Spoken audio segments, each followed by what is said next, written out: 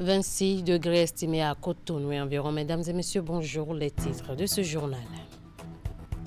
Elle est retrouvée. L'athlète béninoise de 33 ans, Odile Aronwanou, disparue le 10 septembre dernier, est retrouvée saine et sauve selon la police française sur le réseau social X. Plus de précisions dans un instant. 27 septembre, le monde célèbre la journée du tourisme. Tourisme et paix, c'est le thème retenu dans le cadre de la célébration de cette année. Dans cette édition, nous vous proposons un élément sur l'apport du tourisme dans l'économie nationale. Et puis, une cinquantaine de jeunes du département du Borgo formés sur les VBG, l'autonomisation des jeunes, pour l'accès aux droits de la santé sexuelle et reproductive, ainsi que l'entrepreneuriat. C'est dans le cadre du projet YES, un projet du ministère des Sports financé par le Fonds des Nations Unies pour la population. Les détails dans un instant. À nouveau, bonjour. La triple championne d'Afrique est en étape longue. Odile Aronwanou, portée disparue le mardi 10 septembre dernier, a été retrouvée saine et sauve, a annoncé la police française sur X, ancien Twitter. Pour l'heure, nous n'avons pas assez d'informations sur les raisons de sa disparition. Pour rappel, l'athlète de 33 ans avait laissé son enfant à une assistante maternelle à Rouen et n'est plus revenu le chercher en fin de journée. Vous aurez dans nos prochaines éditions plus de précisions sur le sujet.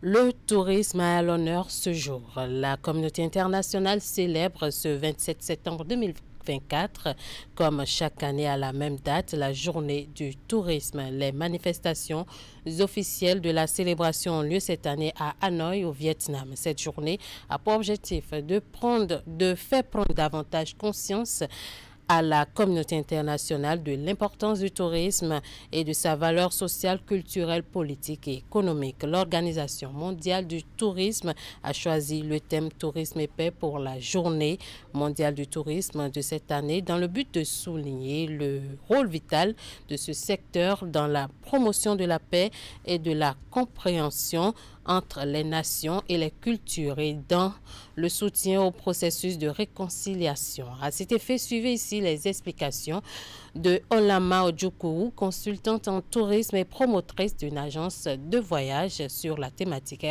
Elle répond au micro de Maëlle Roubelou et Rachidi Soubero.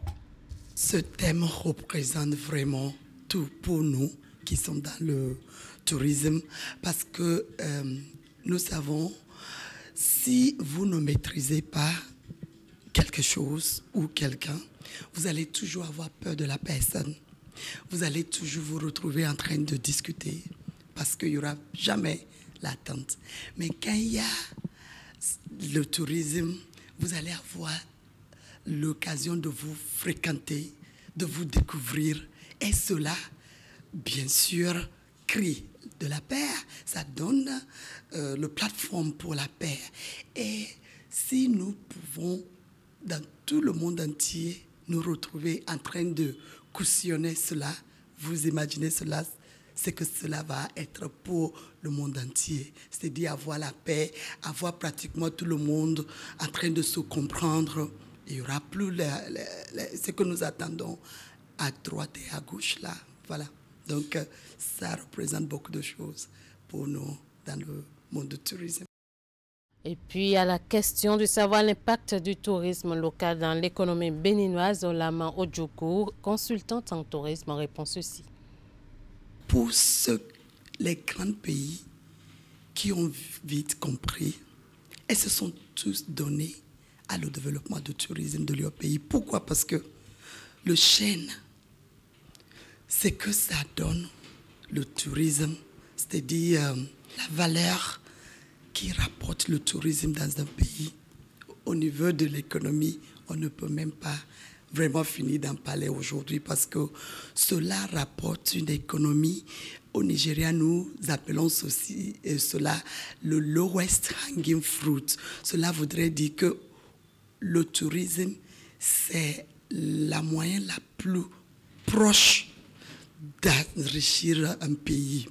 Donc, vous voyez, si nous mettons comme ce que nous sommes en train d'actuellement vivre au Bénin, nous nous mettons à avoir que ça soit la paix et également les sites qui seront accessibles. Nous allons attirer le monde entier. Et cela, il n'y aura pas que des acteurs de tourisme qui vont en bénéficier, jusqu'aux bonnes dames qui vont sur la route. Même nous, émidiamment, nous voyons ce qu'ils font, comment les gens prennent même les motos pour aller visiter des sites. Toujours parlant de tourisme, le Bénin regorge de sites historiques, de plages et de places qui sont à visiter. Mais le constat est fait que bon nombre de Béninois n'ont pas cette culture de visiter les sites touristiques à l'intérieur du pays. Dans l'élément qui va suivre, Florence Bossa s'intéresse au développement du tourisme local au Bénin. Suivez plutôt.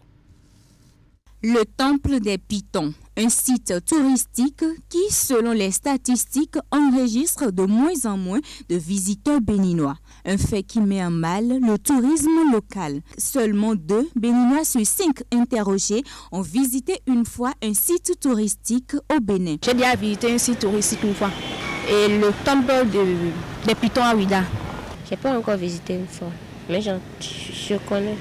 Tout comme le Temple des Pitons à Ouida, le Bénin dispose bien d'autres sites d'attractions touristiques qui ne drainent plus du monde comme par le passé.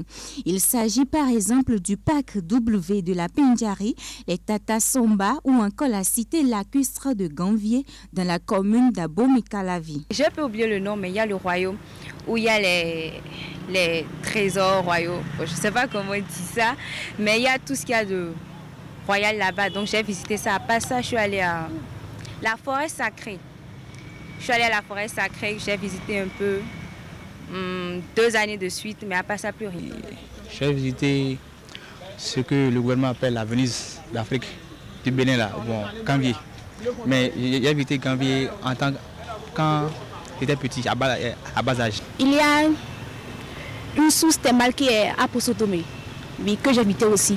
Selon le tourismologue, plusieurs facteurs déterminent le développement du tourisme local dans un pays. Il met l'accent sur 4 points essentiels. Transport, vous parlez de l'hébergement, vous parlez de la restauration, vous parlez de l'animation. Quand on parle quand même de l'enterrement dans une région où quelque part il y a de l'animation, vous dépensez de l'argent, c'est déjà une économie sociale qui se développe. Le développement du tourisme local au Bénin pourrait être une source de revenus. Chaque touriste interne qui se déplace pour visiter les lieux d'attraction génère des ressources à l'économie et transforme l'économie locale. Lorsque le touriste se déplace, il prend d'abord un moyen de transport. Donc, quand je dis transport, c'est le chauffeur trouve son affaire. Celui qui vend de l'essence trouve son affaire. Les mécaniciens qui réparent les voitures, les vulgarisateurs, tous ceux-là trouvent affaire d'une manière ou d'une autre. Quand il se déplace maintenant vers l'endroit, il doit passer une nuit. Donc, l'hôtel, avec tout le personnel, ceux qui vendent à manger dans l'hôtel, la boisson qu'on vend dans l'hôtel, sont consommés. Vous comprenez? Et maintenant, lorsqu'il visite un site, il y a les droits de visite de site qui payent, qui permettent de nourrir le guide de tourisme, toutes les personnes qui travaillent pour conserver, protéger, gérer les sites. Le tourisme local peut donc se développer au Bénin en se basant sur la spécialisation et les événementiels et peut générer les ressources financières en se basant sur les éléments bien connus. L'État aussi en est conscient et y consacre chaque année une ligne budgétaire assez conséquente. La balle reste dans le camp des Béninois qui doivent intégrer la culture du tourisme dans les habitudes. Tout autre élément dans cette édition, rappeler la contribution des vétérinaires, non seulement dans la santé des animaux, mais aussi leur participation importante dans les domaines de santé publique, humaine et environnementale. C'est le but visé par la première édition des Journées vétérinaires du Bénin. Elles se tiennent au Palais des Congrès pendant 3 jours, initié par l'Ordre national des médecins vétérinaires du Bénin. Cet événement est parrainé par le ministre de l'Agriculture, de l'Élevage et de la Pêche. Reportage. Instaurée en 2000 par l'Association mondiale vétérinaire, la Journée mondiale vétérinaire est célébrée pour la toute première fois au Bénin par les acteurs locaux. Au Palais des Congrès de Cotonou, ce jeudi 26 septembre 2024, les vétérinaires, chercheurs, étudiants, acteurs des organisations fêtières de l'élevage au Bénin ont pris le rendez-vous pour marquer l'événement. La journée vise la promotion du rôle de la profession dans la santé et le bien-être des animaux, des humains et des communautés du monde. L'Ordre national des médecins vétérinaires du Bénin, depuis quelques années, nourrissait l'envie d'avoir une célébration nationale de ces journées. Grâce au concours de toutes et de tous, nous avons l'honneur de célébrer aujourd'hui la première édition de cet événement que nous voulons périodique. Mesdames et messieurs, si nous avons l'honneur aujourd'hui d'être les témoins de la célébration de ces journées nationales, c'est grâce à l'engagement de tous les vétérinaires, de tous les paraprofessionnels vétérinaires et nos amis les éleveurs et propriétaires d'animaux. Le vétérinaire, un agent essentiel de santé au cœur de l'approche One Health. C'est le thème de cette première édition des Journées vétérinaires du Bénin. Cette rencontre sera marquée par plusieurs panels pour discuter des services vétérinaires et leurs enjeux au Bénin, l'état de la collaboration multisectorielle à travers la plateforme Une seule santé, la contribution des vétérinaires aux politiques gouvernementales, la problématique de la rage et une foire. Ces jours vous offriront, j'en suis convaincu, une belle tribune pour mieux faire connaître les services rendus par les vétérinaires de par les interventions dans les domaines de la santé animale, de la production animale, du contrôle des denrées alimentaires, de la formation et de la recherche. La santé de la population dépend de votre capacité à pratiquer une médecine vétérinaire qui soit éthique, transparente et dynamique. 3 jours sont consacrés à la célébration de l'événement dédié aux vétérinaires béninois. Moment idéal pour célébrer et mieux faire connaître la profession vétérinaire et le professionnel de la santé des animaux. Renforcement de capacité au profit des membres du groupement représentatif de l'indication géographique Ananas Pain de Sucre du plateau d'Alada, organisé mercredi dernier par le ministère de l'Industrie et du Commerce, en partenariat bien sûr avec l'OAPI. La session porte sur le cahier de charge de l'indication géographique. Elle vise à garantir le respect par les acteurs des conditions réglementaires de production de ce fruit. Hugues Vingbe pour le compte-rendu. Les acteurs agricoles membres du groupement représentatif de l'indication géographique Ananas Pain de Sucre du plateau d'Alada sont en formation. Cette session de renforcement de capacité a pour objet de leur faire respecter le cahier de charge du label IGP, entendez indication géographique protégée. On a besoin donc de temps en temps de nous regrouper, de faire une formation, un recyclage par rapport à ce cahier-là pour pouvoir respecter les principes et les normes que nous nous sommes donnés nous-mêmes. Cette formation, nous pouvons vous rassurer, est très importante pour nous parce que ça permet de professionnaliser les acteurs.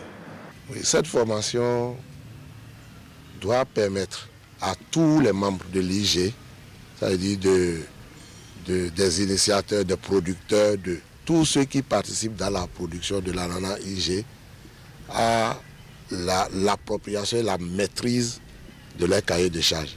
Et on n'entend pas cahier de charge quoi? Particulièrement les conditions que les initiateurs de cette indication géographique ont suggéré. L'ananas pain de sucre du plateau d'Alada est le premier produit au Bénin à obtenir l'indication géographique protégée.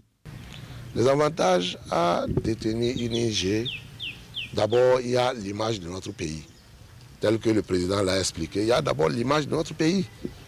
Tout le monde saura qu'aujourd'hui sur le plan mondial que l'ananas pain de sucre n'est qu'une production béninoise. C'est une authentification béninoise. C'est c'est une représentation mondiale. L'ananas IG est une représentation mondiale de l'image du Bénin. Les bénéficiaires de cette formation annuelle invitent les initiateurs à l'organiser, suivant un délai plus court. Moi, ça ne me surprend pas, mais c'est que ça tarde à venir. Et je vais demander pour que de temps en temps, on vienne nous former sur l'ananas IG du Bénin. Parce que si moi j'entends parler d'ananas IG, c'est une coupe du monde qu'on a amené au Bénin. Après cette séance de formation qui n'a duré qu'une portion de journée, les participants sont censés améliorer leur technique de production de l'ananas pain de sucre. Les résultats du projet emploi des jeunes pour une amélioration de la sécurité alimentaire en abrégé et JAZA exposés aux auteurs et bénéficiaires.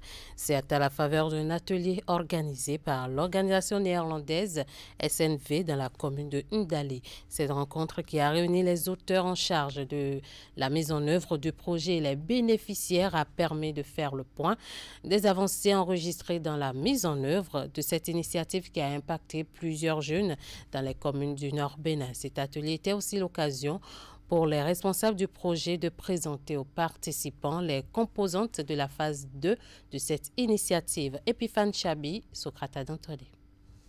Partager les résultats obtenus par le projet d'emploi des jeunes pour l'amélioration de la sécurité alimentaire JAZA avec l'ensemble des partenaires, c'est l'objectif de cet atelier organisé par la SNV, l'organisation néerlandaise de développement en charge de la mise en œuvre de ce projet. Ils sont plus de 30 participants venus des communes d'intervention du projet à prendre part à cette rencontre de partage des résultats issus de cette initiative. Cette rencontre marque aussi le lancement d'une nouvelle phase du projet ESAJA au profit de ses bénéficiaires. Suite aux interventions du projet depuis 2020 à 2023, nous avons eu des résultats à travers notre paquet de formation que nous donnons aux jeunes.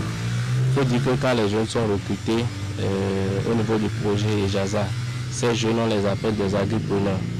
Donc on les donne des formations en compétences de vie, en compétences techniques, et également tout ce qui est capacité technique résiliente au changement climatique, nous le faisons. La deuxième phase, elle a commencé avec un budget de l'ambassade des Pays-Bas d'à peu près 14,5 millions d'euros, auquel l'Union européenne est venue ajouter maintenant 5,5 millions d'euros. Donc dans l'ensemble pour les deux, on est autour de 20 millions d'euros sur 5 ans, entre 2023 et décembre 2027. Pour la première phase de cette initiative, 4250 jeunes, hommes et femmes ont été impactés et ont vu leurs revenus s'améliorer de façon considérable, ce qui satisfait les bénéficiaires qui espèrent plus dans le cadre de cette deuxième phase du projet. Oui, les résultats sont satisfaisants puisque nous avons constaté une nette amélioration à l'aide des coachings qu'ils ont reçus. Et même en dehors de ça, quand ils ont laissé un peu les coachings, les résultats sont prometteurs. Et nous avons vu une nette évolution par rapport à tous ces résultats. Pour les prochaines phases, nous allons demander quand même que la couverture soit beaucoup plus élargie. Parce que vous allez constater que dans les communes comme Karimama, sur les 5 arrondissements, c'est seulement 2 arrondissements qui sont couverts donc, par ce projet-là. Et il y a également certaines filières, comme la filière maraîchage, qui n'a pas été prise en compte. Le projet JAZA est un projet innovant de la SNV mis en œuvre au nord du Bénin depuis octobre 2020 dans plusieurs communes. Ce projet vise l'augmentation des revenus pour les jeunes agripreneurs travaillant dans l'agriculture grâce à des systèmes alimentaires plus résilients et inclusifs, avec une production et une consommation accrue des produits alimentaires à forte valeur nutritionnelle. Violence basée sur le genre, autonomisation des jeunes pour l'accès au droit à la santé sexuelle et reproductive, entrepreneuriat, 50 jeunes du département du Borgou en formation depuis le lundi 23 septembre 2024 à l'université de Parakou. Il s'agit d'un bootcamp organisé dans le cadre du projet YES, un projet du ministère des Sports financé par le Fonds des Nations Unies pour la population. La formation qui dure 5 jours a été lancée mardi dernier par les responsables du projet en présence des participants venus des 8 communes du Borgo. Le reportage est signé Jacques Degbé et Franck Degla.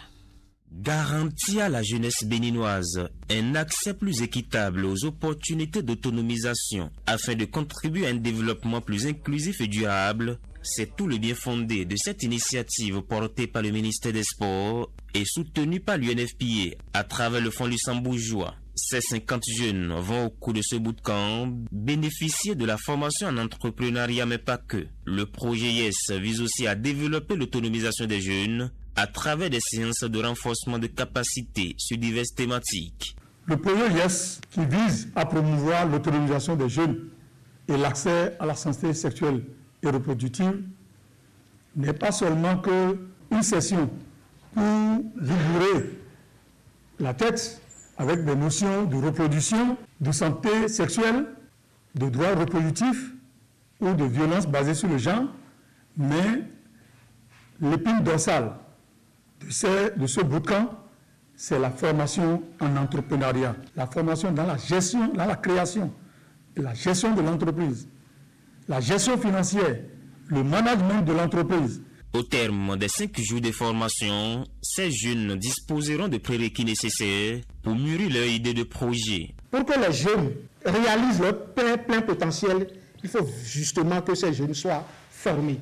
Il faut que vous ayez les instruments, il faut que vous ayez les éléments, la connaissance nécessaire pour pouvoir faire ce que nous appelons des choix éclairés, des choix de vie, des choix relatifs à votre santé, des choix relatifs à votre épanouissement, des choix relatifs à dans le cadre de vos relations avec vos semblables. Ces bénéficiaires sélectionnés au terme d'un processus rigoureux mesurent la chance qu'ils ont de prendre part à ce bootcamp. Et la bonne nouvelle est que les idées de projets les plus innovantes seront accompagnées par la suite. Ce projet, ou bien ce camp me permettra d'avoir les compétences nécessaires, des capacités pour quand même diriger une entreprise, pour quand même gérer une entreprise et avoir aussi des compétences dans ma communauté.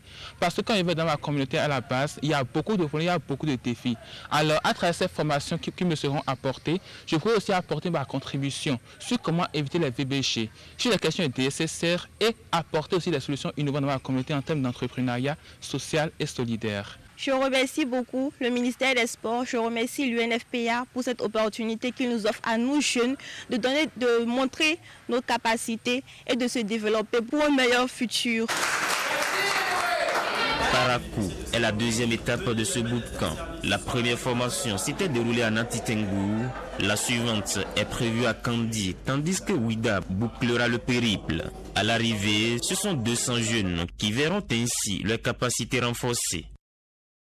Sur ce, nous bouclons ce 13h au Bénin. Merci de nous avoir suivis. Merci à toute l'équipe de rédaction, de réalisation et de diffusion. Passez un bon après-midi en compagnie de nos programmes.